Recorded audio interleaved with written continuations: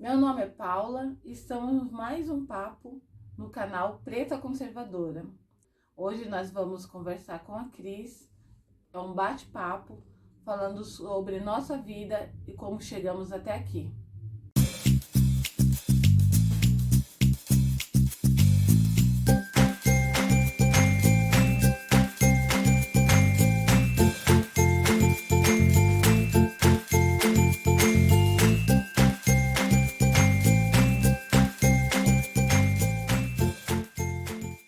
Boa noite, Cris. Boa noite, eu sou a Cristiane Jarcem, nasci em Ponta Porã, uma cidadezinha fronteira com o Paraguai, no Mato Grosso do Sul.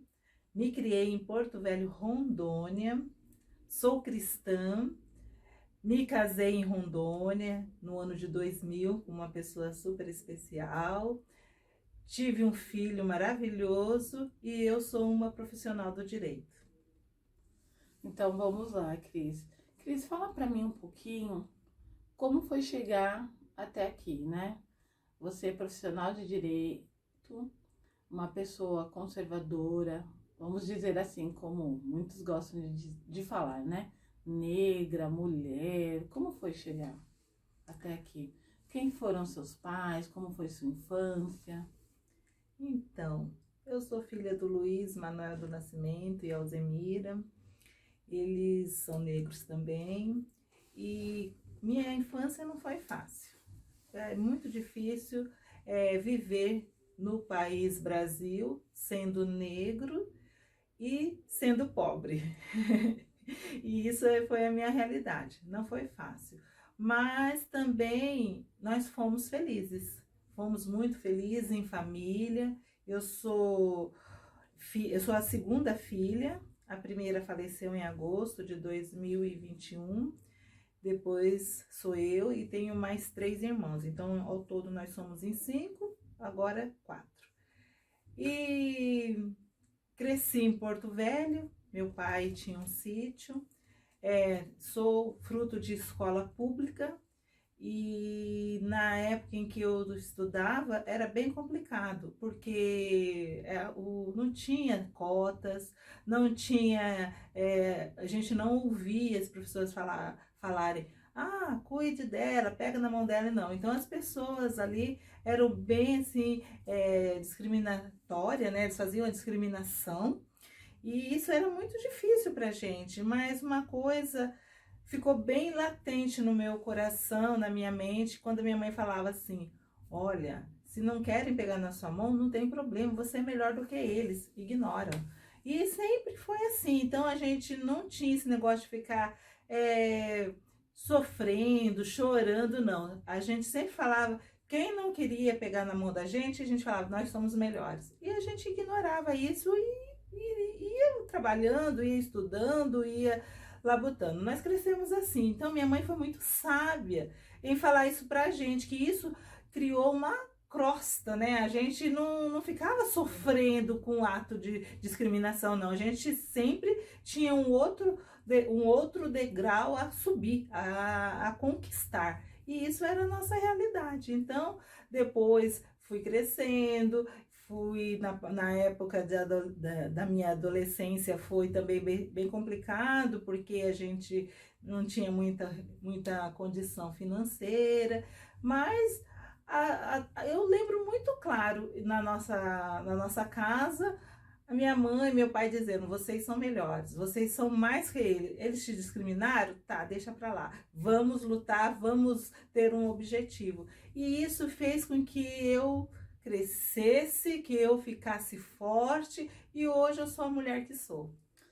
Eu e a Cris, nós tivemos uma conversa muito longa semana passada e eu fico apaixonada, né, pelas histórias. Eu até contei a minha história, né, falei que hoje eu ia compartilhar um pouco. Eu vim de uma família, assim, muito pobre, muito pobre. A gente vivia em situação de miséria mesmo. Eu lembro, nós fomos morar na Coab, nós fomos morar na Coab, eram eu e mais 2 irmãos. A minha mãe teve um segundo casamento e aí vieram mais 3 filhos. Nós não tínhamos realmente muitas vezes o que comer. A minha mãe, assim, foi uma pessoa que batalhou muito, né? Ela saía, ela estava grávida, eu lembro. Eu tinha uns 6, 7 anos, ela estava grávida do meu irmão, que é uma pessoa, assim, muito inteligente, um homem muito sábio. E a minha mãe fazia faxina na casa das mulheres lá. Todo mundo ali na Coab, eu morava na Coab 2, Cris, todo mundo era pobre. Mas nós éramos pobre, assim, pobre ao extremo, né? Que eu lembro que nós não tínhamos televisão, que nós não tínhamos. A minha mãe vendeu tudo da época dela de casamento, porque nós não tínhamos condições. Então ela vendia para comprar o arroz do dia e o feijão que a gente ia comer no dia. Era bem assim mesmo, entendeu? E nós íamos para a escola. Minha mãe, ela sempre foi uma mulher que falava assim: vocês vão estudar. E aí à noite, eu lembro que chegava no período da noite, a gente escrevia a cópia lá, né? Ah, não tá bom. Ela arrancava a folha, fazia a gente melhorar a letra, a gente escrever novamente. E ela foi uma pessoa que sempre quis que nós estudássemos. Discriminação, imagina. Ali era todo mundo pobre na Coab. Sério, gente, era todo mundo pobre. Mas nós éramos tão pobres que a minha mãe pegava aqueles tijolos furados e ela colocava na varanda. Ela fazia 2 bloquinhos assim de tijolos, colocava a grelha do fogão em cima, esquentava a comida ali pra gente. Fazia um angu doce. Eu vivi de angu. Angu doce, angu salgado. Angu doce, angu salgado. Hoje você gosta de angu? Eu gosto de polenta, assim. A minha sogra faz um angu maravilhoso. Então, assim, nós vivíamos assim. E nós não tínhamos condições de comprar material. E aí eu ia para a escola do estado, eles davam aquele caderno que tinha na frente, acho que era a bandeira do Brasil, atrás tinha um hino. O hino. Ai. E era aquilo lá que a gente usava e eles davam. Tive esse caderno também. Nossa, eu tive anos. Porque todos os anos eu e os meus irmãos íamos pegar, porque a gente não tinha condições de comprar. Então era aquele que era o material que era dado pelo Estado. Uma caixinha de lápis de cor com 6 cores. 6 cores. Um lápis, uma caneta, 2 lápis, uma caneta, uma borracha e acho que 2, 3 cadernos daquele. Todos com o logo do Estado. Sim, todos e com o hino atrás. Eu aprendi o hino nacional assim. E nós éramos assim. E aí a minha mãe, ela trabalhava ali na casa das outras famílias, assim, às vezes praticamente por comida pra gente. E era uma vida. E as outras crianças que eram pobres discriminavam a gente. Você acredita nisso? O negócio era muito louco. Porque as outras crianças não gostavam de brincar com a gente. Porque nós éramos negros e muito pobres. Então a gente viveu assim, diferente, né? Um pouquinho da sua situação. A gente viveu uma vida assim muito, muito restritiva, né? A gente não tinha quase nada mesmo. Eu lembro que muitas vezes minha mãe falava assim, a gente não tinha luz. Eu lembro de uma vez assim, muito, na minha mente assim, é muito claro. Nós não tínhamos luz, porque luz era uma coisa de luxo também pra gente. Então minha mãe esquentava a água, a gente tomava sempre banho de canequinha lá. E todo mundo do prédio via que a gente vivia sem luz, né? E aí eu lembro nitidamente a minha mãe falando, a gente falava, a gente tava com fome. Ela falou assim, deita, dorme, que a fome passa. Triste isso, hein? E no outro dia a gente ia pra escola e a gente se alimentava na escola. Então, assim, eu vivi, quando as pessoas falam assim pra mim, mas você tem uma mente assim, você é assim, desse jeito. É porque eu nunca quis viver novamente aquela situação. Então, a minha mente não é uma mente escravizada. Eu não permito que ninguém escravize a minha mente por ter vivido assim. Isso é bonito de se ver, porque a sua história é uma história sua e de sua família, mas tem muitas outras pessoas que tiveram essa experiência também. Eu não tive problema com alimentação, não tive. Sempre nós tínhamos alimentação em casa, mas eu tive outros problemas, né? Com falta de trabalho, né? Teve um momento na minha vida, eu era adolescente, eu entrei no banco HSBC Bameirindos com 14 anos. E meu pai foi até o banco para poder assinar como menor aprendiz. Consegui entrar.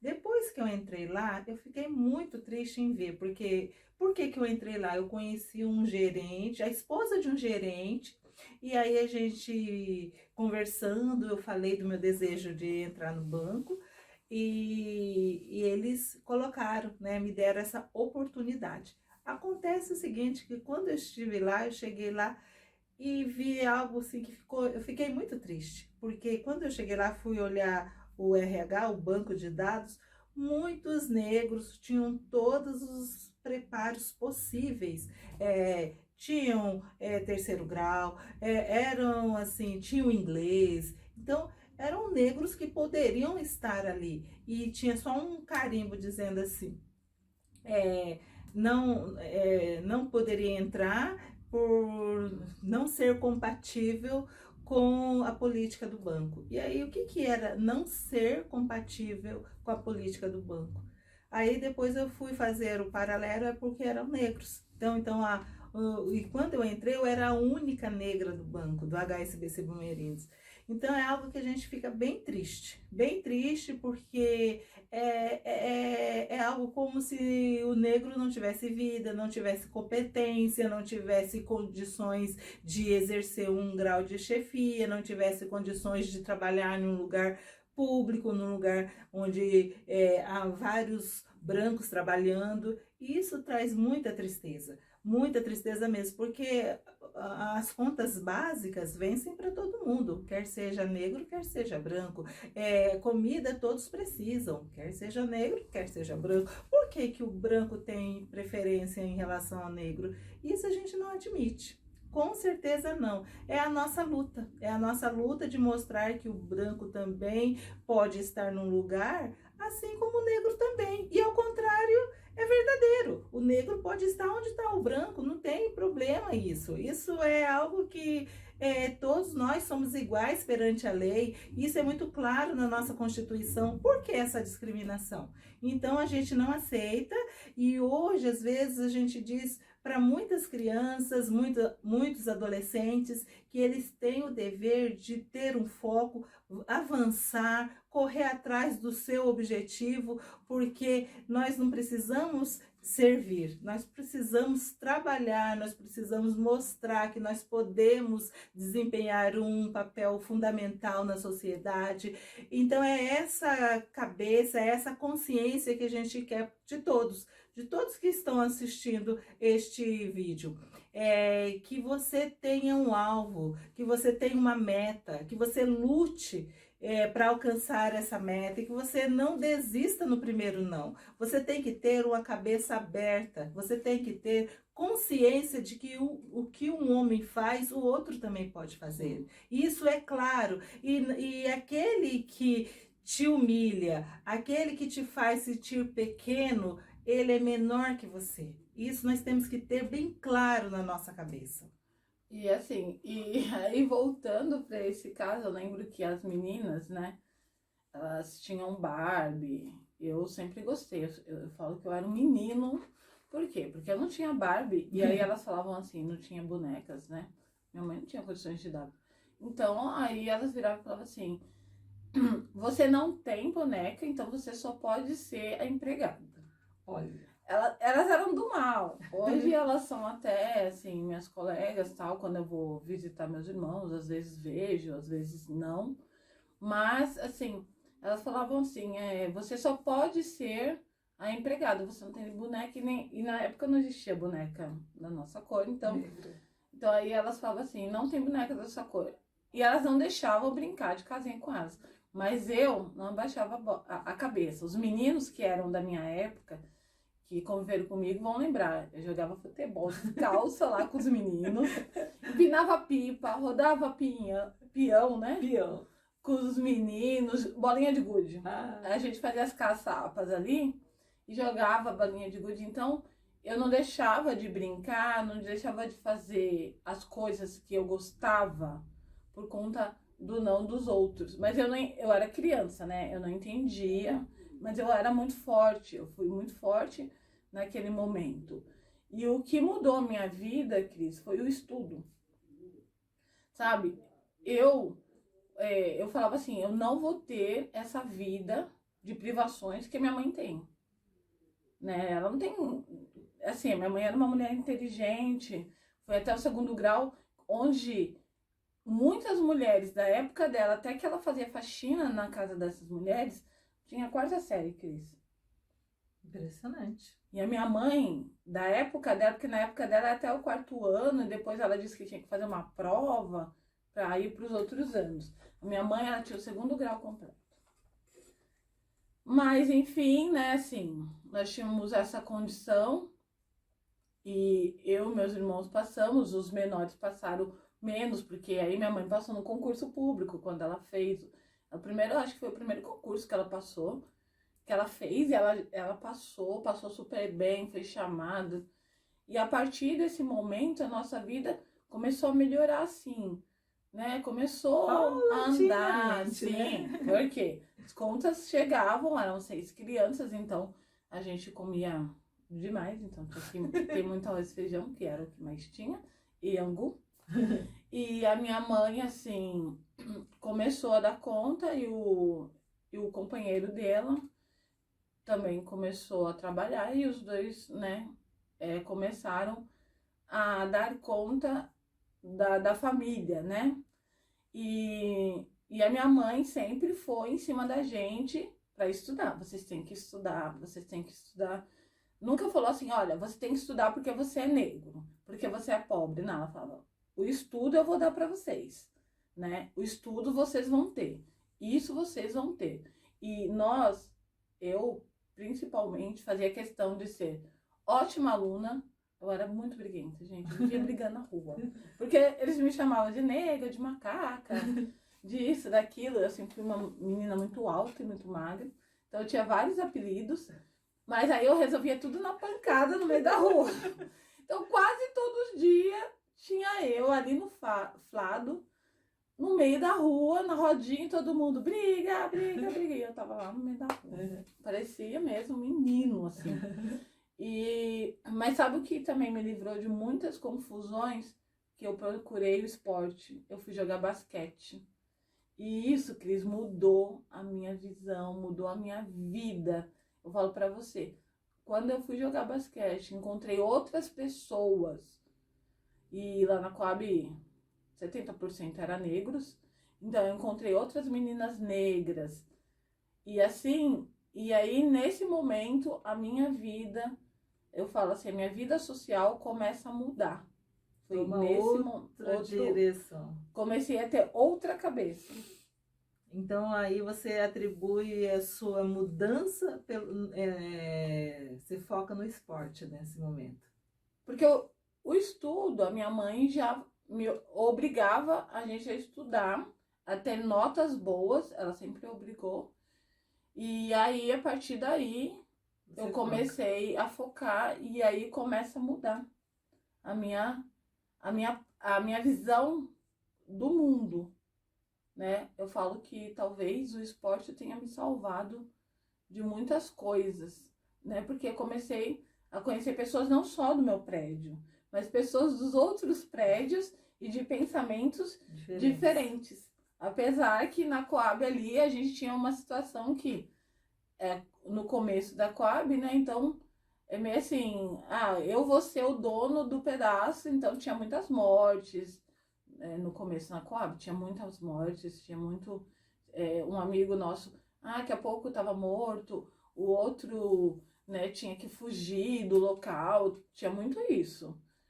Mas, enfim, a gente não se envolvia com essas coisas porque a gente estava no esporte. Então, isso foi uma bênção na minha vida, assim. Graças a Deus, né? Graças a Deus. E então, eu tinha que dormir cedo para outro dia treinar. Então isso eu digo que foi a partir daí que eu vi uma esperança no final do túnel. Muito bem. Muito bem. É importante a gente ouvir, né, e ver pessoas que tiveram coragem de mudar a sua sorte. Muitas pessoas falam, ah, a minha sorte é essa, eu tô no crime, a minha sorte é essa. Não, você é o dono do seu corpo e você tem condições de mudar o seu destino. Destino não é aquilo que, ai, esse é o meu destino. Não, a vida, ela é feita de escolhas. Então, se você escolher viver no mundo do crime, você vai ser mais um elemento daquele mundo do crime. Agora, se você escolher viver de uma forma íntegra, coesa, aí você vai ser outra pessoa. Hoje, qualquer ser humano pode viver a vida que escolher. Porque todo mundo pode escolher, todo mundo é um ser pensante, né? E eu sempre prego isso ao meu filho, que ele pode ser o que ele quiser, basta que ele escolha corretamente, né? Porque se você escolher, eu quero ser um médico, você vai ser um médico. Eu quero ser um juiz, você vai ser um juiz. Você põe a meta, abra sua cabeça, estude, né? Que é o fator crucial, é o estudo. O estudo muda a sua vida e você vai conseguir aquilo que você propõe para sua vida. Basta você querer e perseguir o seu destino, perseguir a sua meta, melhor dizendo. Perseguir a sua meta, correr atrás, que lá na frente a vitória chega, com certeza.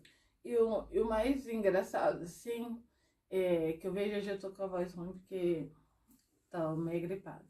Mas o mais engraçado que eu vejo, assim, a minha mãe colocava eu e meu irmão, né, os dois que eram mais velhos, para vender. Ela fazia cocada, eu lembrei disso agora, e muitos amigos que verem esse vídeo vai lembrar. Minha mãe sempre foi uma mulher que cozinha divinamente. Ai, gostoso. Então ela fazia uma cocada, ela falava, olha, você vai lá, compra um coco pra mim. Aí eu ralava o coco, ela fazia a cocada, eu saía pra vender a cocada, eu e meu irmão. E assim, a gente aprendeu a dar troco cedo, a vender, a negociar tudo cedo. E aí, empreendedorismo. sim, com 7 anos, 6, 7 anos, a gente já vendia. Minha mãe fazia doce de leite, a gente vendia, fazia coxinha, a gente saía para vender, né? E eu lembro que eu chegava com dinheiro, ela falava lá, tudo era granel, né? Antigamente ela falava, vai lá comprar 1 quilo de arroz. Aí ela fazia na janta e no almoço. No outro dia eu saía para vender com meu irmão. Ela falava, compra 1 litro de leite, que eu vou fazer doce de leite. Aí quando você chegar, você compra 1 quilo de macarrão. E ela fazia alho e óleo. Uhum. Eu amo macarrão alho e óleo até hoje. E aí ela fazia. Então essas dificuldades me ensinaram que eu tinha que trabalhar. Não que eu tô aqui fazendo apologia ao trabalho infantil, não. Mas isso abriu a minha cabeça e falou assim, olha, para ganhar você tem que exercer alguma coisa, você tem que fazer uma coisa. Então eu e meus irmãos, porque todos os meus irmãos, eles são homens dignos, independente da situação que nós vivemos, todos eles fizeram faculdade. Olha que beleza. Todos. E alguns deles fizeram mais de uma faculdade. Olha só. E assim, impressionante, né? E sem ajuda do governo, tá? Sem ajuda do governo. O que eu fiz quando eu fui fazer farmácia, assim, já mudando drasticamente dessa vida terrível, eu saí da minha casa cedo. A única coisa que eu sofro até hoje foi não ver a adolescência dos meus irmãos, porque eu tive que sair da minha casa cedo. Então isso foi muito triste para mim e até hoje parece que a minha vida tem uma lacuna. Mas por não ter visto eles na fase da adolescência, porque eu que cuidei quando eles eram crianças, porque minha mãe precisava trabalhar. Então, isso me dói. Mas assim, eu sei que eu tive uma mente liberta. Entendi. Eu não precisei, hoje eu falo, até mesmo, né? Porque lembra, tudo que a gente fala nos remete um pouco à política. Então, quando eu fui escolher até mesmo o meu representante naquele ano, né? Aí as pessoas falam, mas como você pode escolher um homem desse como representante? Você é mulher, você é negra, né? Você vem da periferia. Você esqueceu a sua origem? Eu nunca esqueci a minha origem, nunca. Por isso que eu cheguei onde cheguei. Sabe por quê? Porque eu tenho uma mente que ela não é escrava. Eu não preciso ficar à mercê.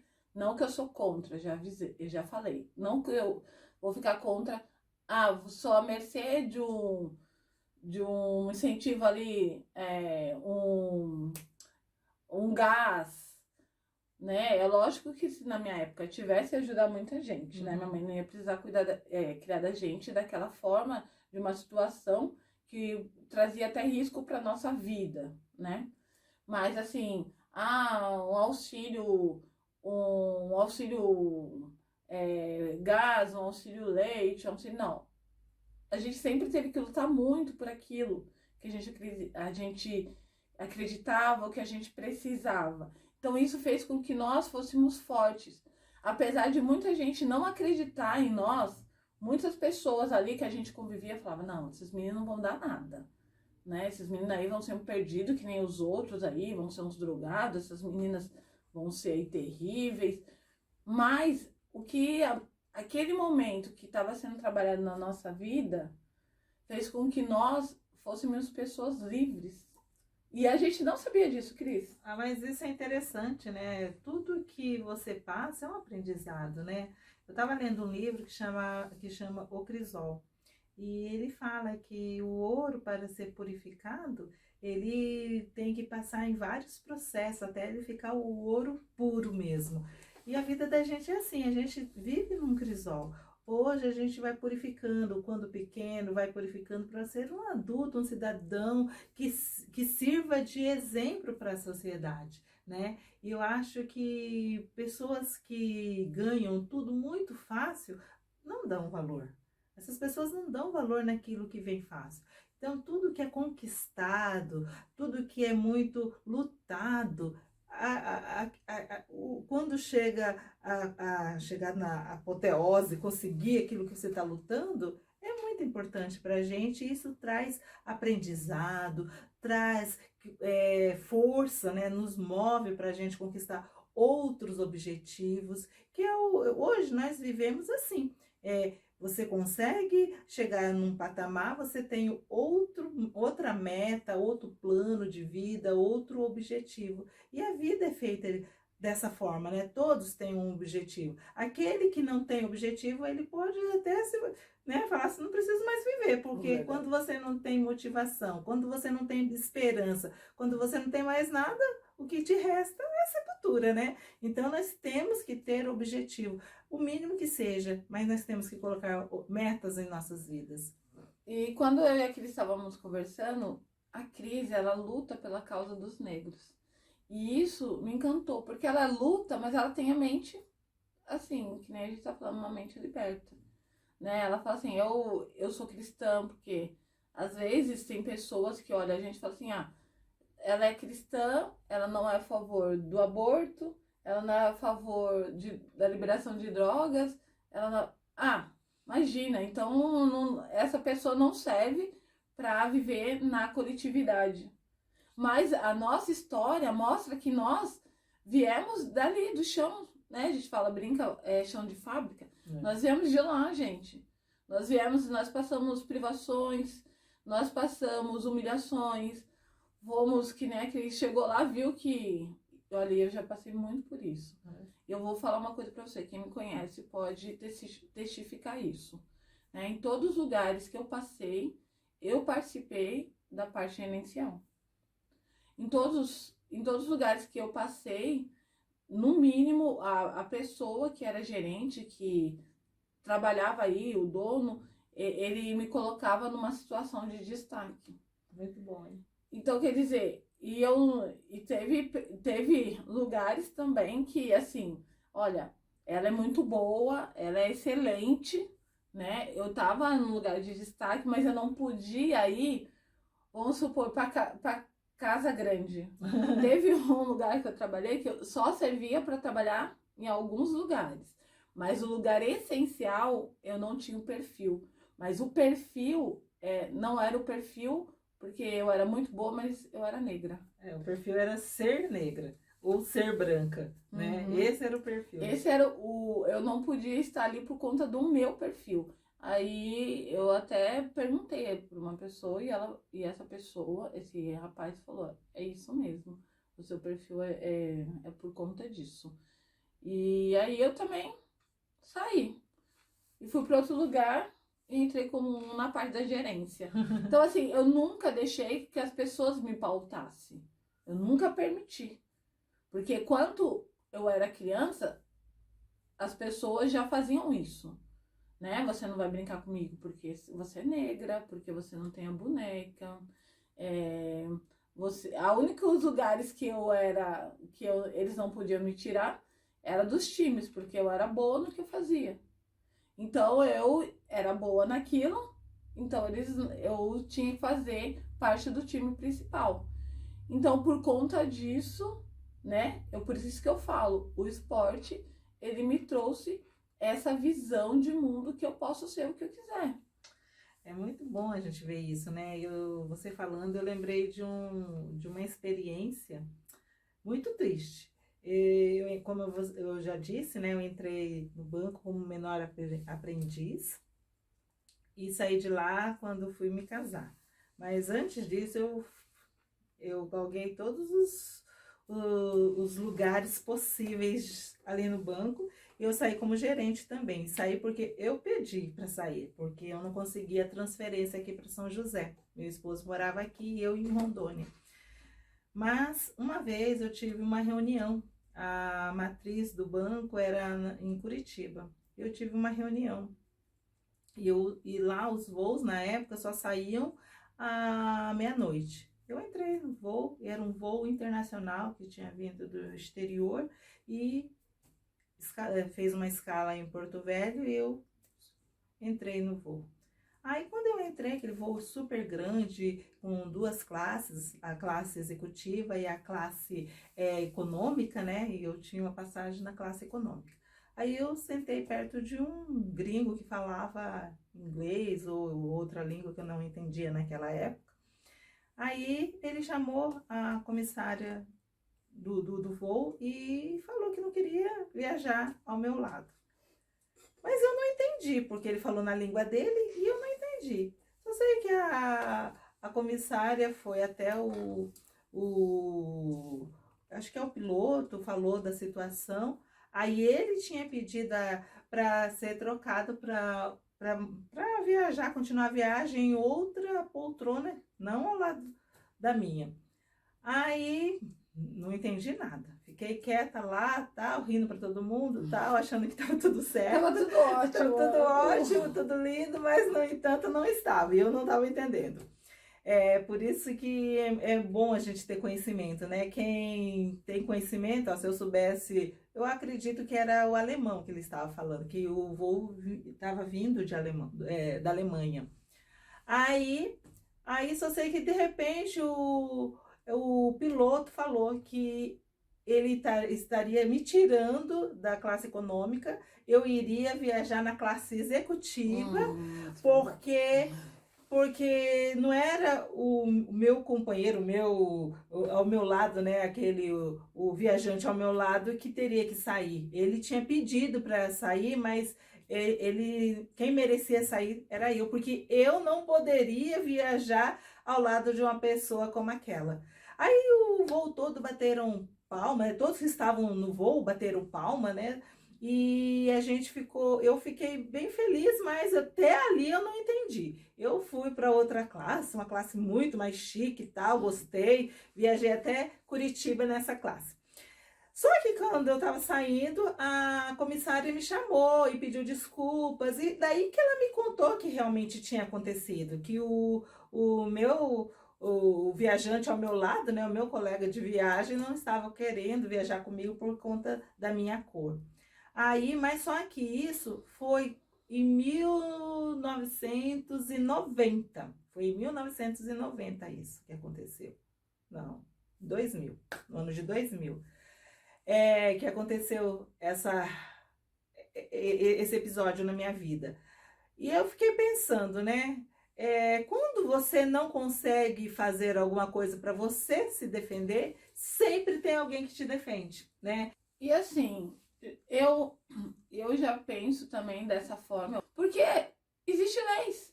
E se eu me sinto violada, se eu me sinto subjugada, eu procuro a lei, pronto, acabou. E ali eu vou atrás do meu direito. Essas semanas nós vimos aí o aborto de uma criança de 11 anos, que a criança de 11 anos abortou, outra criança de 7 meses. Eu não concordo com isso.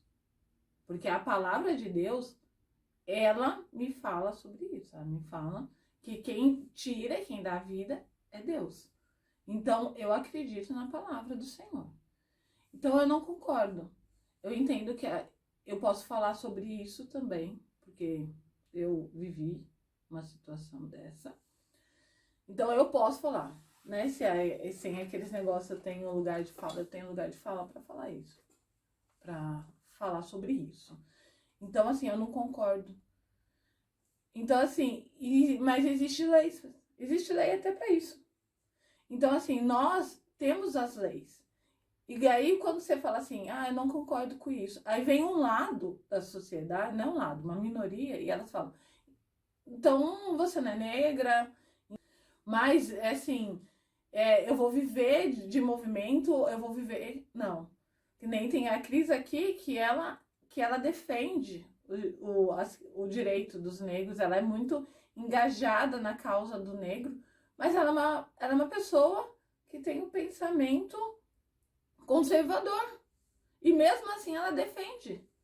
Então nós podemos ter essa liberdade. A gente não precisa viver dentro de uma coletividade aonde essas pessoas, se você não pensar, sair um pouco daquilo que elas não acreditam, você já não serve mais. Você já sofreu isso, Cris? Porque eu acredito que você já tenha sofrido por ser conservadora, né? Sim, eu acredito que todos nós temos poder de escolha. Você não precisa falar igual a todo mundo. Você não precisa ser igual a todo mundo, até porque você não é. Nós somos pessoas individuais, por isso que tem o direito individual. Então, cada pessoa tem o seu direito. Você tem direito de voz, você tem direito de se posicionar na sociedade, e você também tem o direito de falar não naquilo que você não acredita. Não é porque todo mundo fala assim, você tem que falar assim. Não, você fala, se você quer falar assim, você diga assim, mas se você quiser falar não, se posicionar contra, você também pode fazer isso. Então, a lei está aí para poder positivar tudo os direitos e deveres de cada um cidadão do Brasil, né? Então, tem leis em todo o mundo, mas nós estamos especificando a lei brasileira. Então, a gente tem poder de voz, a mulher tem, o negro tem, o índio tem, a criança antes de nascer, na concepção, ela tem os seus direitos também. Então, todo mundo tem direito e tem a obrigação. Todo mundo tem. Então, isso é muito importante. Nosso país é um país laico, um país que abrange todas as religiões. O Brasil é um país que acolhe todas as nacionalidades, né? Então, aqui, ó, estrangeiro que estiver aqui, se você for vítima de algum ato criminoso, você também tem seus direitos. Isso é muito importante. E assim, nós devemos se respeitar porque somos seres humanos. E não porque um é negro e outro é branco. Nós precisamos buscar os nossos direitos porque somos seres humanos, não porque um é negro e outro é branco. Porque o Senhor fez cada um do jeito que é e Ele ama cada um do jeito que a pessoa é. Então, você não precisa ser uma vítima sempre, né? Nós temos as nossas dificuldades, mas você não precisa ficar se vitimizando, né? Isso. Você pode ter os seus direitos, você pode correr atrás dos seus direitos sem ficar nesse vitimismo. Porque a gente estava conversando, a Cris vai trazer pra gente um bate-papo sobre as cotas, né? Então, a gente vai falar sobre as cotas e isso vai pegar fogo. Por quê? Porque você pode adquirir os seus direitos, você pode buscar uma melhoria na sua vida. Olha aqui, eu sou exemplo, a Cris é exemplo, né? Hoje eu sou farmacêutica, eu fiz pós-graduação, eu fui fazer um mestrado, eu não terminei, mas eu ganhei uma bolsa, eu fui fazer o mestrado, não ganhei não, né? Tive que fazer provas, tive que correr atrás. Então, assim, nós podemos chegar aonde nós quisermos. Então, gente, nós vamos trazer mais bate-papo, eu e a Cris vamos fazer uma série aí de 10 conversas, de 10 papos. Gente, eu não falei pra vocês se inscreverem e deixarem um like, porque não adianta nada a gente ficar aqui conversando e vocês não fazerem isso. Precisamos disso para chegar em mais pessoas e mais jovens, né? Então a gente vai acabar aqui, mas conversando e trazendo as nossas experiências para vocês. Mas o nosso recado é que vocês estudem, é que vocês busquem a informação. Você só vai deixar de ter uma mente escrava, né, Cris? Isso. Se você buscar informação. Não deixar que as pessoas tragam até você, para que você possa escolher sua profissão, o seu candidato, o seu emprego, para que você não seja subjugado. Isso mesmo. Estamos aqui com a Paula, foi um bate-papo muito gostoso.